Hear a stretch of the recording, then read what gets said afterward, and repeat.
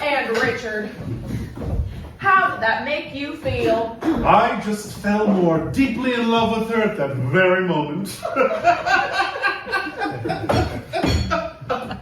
That demonstrates the point very well, but my main point is marriage is a lot more difficult these days because all the lines have been blurred. No one knows their roles anymore, and it just leads to a lot of confusion and inevitable fighting. I'm not sure I know what you're talking about. He means women should stay home and raise the kids while men go off to work, like before World War II. I'm not being sexist. Look, it's just easier, I think, when the roles are more clearly defined. This way, everyone knows exactly what they're supposed to do. I think that's why so many marriages fail. Because people don't know what their roles are? Precisely. I think there's a lot more to it than that. Well, people weren't really fine. There was a lot of hidden dysfunction in years prior to the 60s, for instance. And thousands of years before that, most people were fine. You know, as you said, we only hear about the horror stories, and those situations are outliers. Most people were content to have the women at home running the house while the men went off to work. Many families thrived under those conditions. If everyone was so happy, why did they feel the need to change it? Hell, change came because of a few radical liberals. The minds of kids were left to be corrupted by a few progressives. That's what the hell happened. I have a hard time imagining that some minority group of people were able to change the course of an entire country. But it happens all the time. Look, it's not the largest numbers that make the biggest difference. It's the loudest voices. And it's those progressives, the women liberals, the free sex geeks, the baby killers that just pushed and yelled and shouted from the rooftops that, oh, everything needed to change, that the traditional roles were unjust and that, oh, women should go to work, men should get their nails done. Abortion! Legal! Now look at us. Did you say baby killers? Okay, can we please not have this conversation? I do agree that abortion is horrible, but Well, sometimes... of course it is. It's human life. But there are many situations that we aren't fully aware of. What is there to be aware of? A child is developing and it gets locked. There are all kinds of circumstances in which women become impregnated by men.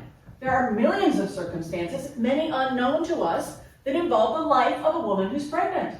A woman does not stop being human when she becomes pregnant. She is also a life that matters. This is new. Are you defending abortions now? And this is new to me as well. I didn't think we were doing pro-abortion. I'm not promoting abortion or saying I'm for it.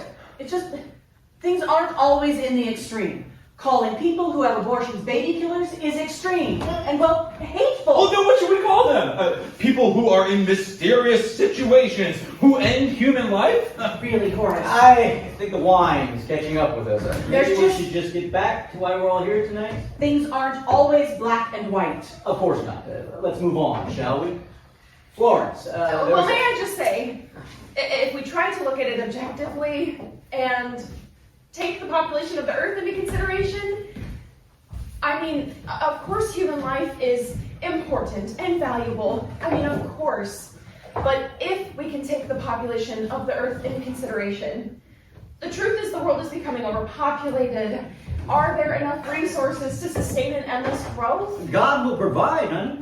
I know, but to what end are we overpopulating the Earth? I just don't get it. Oh, I don't think we've had this conversation before. Well, I'm just exploring the topic, that's all. Go on, honey. What are you getting at? Well, I'm just wondering, and I'm not at all saying I don't value human lives. Of course I do. But what is the drive, really, to produce more of us?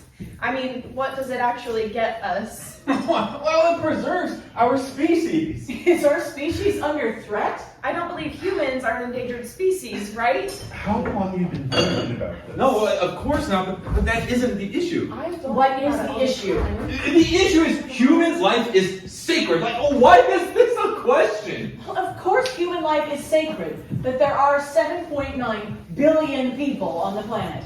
And there are circumstances that can put the life of an unhealthy woman at risk. Plus, many situations, child molestation, rape, extreme poverty, that can make childbirth unbearable. There may be circumstances where abortion is the healthiest thing to do. Well, honey, the idea is to communicate that abortion is wrong by making abortion illegal. And then special circumstances can be taken into consideration. Weren't you two in Africa doing mission work, 2 years ago? 3 years. What are you getting at, Horace? Well, assuming you're still Christian. Of course we are. Claire is Horace, just... what does this have to do with anything? Well, as good Christians, we have a responsibility to reclaim this nation and return it to a path of God. In allowing pregnancies to end works directly against the need to populate the world with good and faithful people. Good and faithful people? So are you saying women should have babies to build God's army? Of course not. Perhaps. Whoa! That's extreme, Horace. It isn't extreme. Look, there is a problem with the race balance that needs to be addressed. Oh my God, this I have to hear. It's simple. Whites are diminishing. Blacks and Hispanics are reproducing twice as much as white people, and allowing women, White women. yes, allowing white women to end pregnancies is making it worse. I hope to God you're joking. If there are women who want to have babies with good Christians to populate the country, that's their business, I guess. But to force women who have no desire to mother a child due to whatever circumstances she is in order to ensure that whites do not get outnumbered is disgusting. Not everyone is ready for a child when they get pregnant. Okay, I think this conversation has gone off the deep end. I'm so sorry, please forgive me. Honey, you're fine. We were just exploring the issue. Exploring? I don't know where this needs to be explored. Fine, whatever. Great meal. Were you going to say something to me, Mr. Delaney? Florence, would you like some wine now? Not tonight, thank you. I don't think I will, though. Oh, you don't drink? That's good. I should probably slow down too. No, she does. Are you feeling all right? I'm totally fine. I just don't feel like it. Horace, you need to stay here tonight. I'm fine. I have driven under worse circumstances. Nonsense. Claire can fix up the couch. Oh, are you missing an earring by any chance? Who? I'm sorry, Florence. I found an earring in my car. Why would Florence's earring be in your car? He picked us up. I don't think so. Well, I have no idea where it came from. I thought maybe it belonged An earring? A woman's earring? here. Yes, an earring with an emerald in it.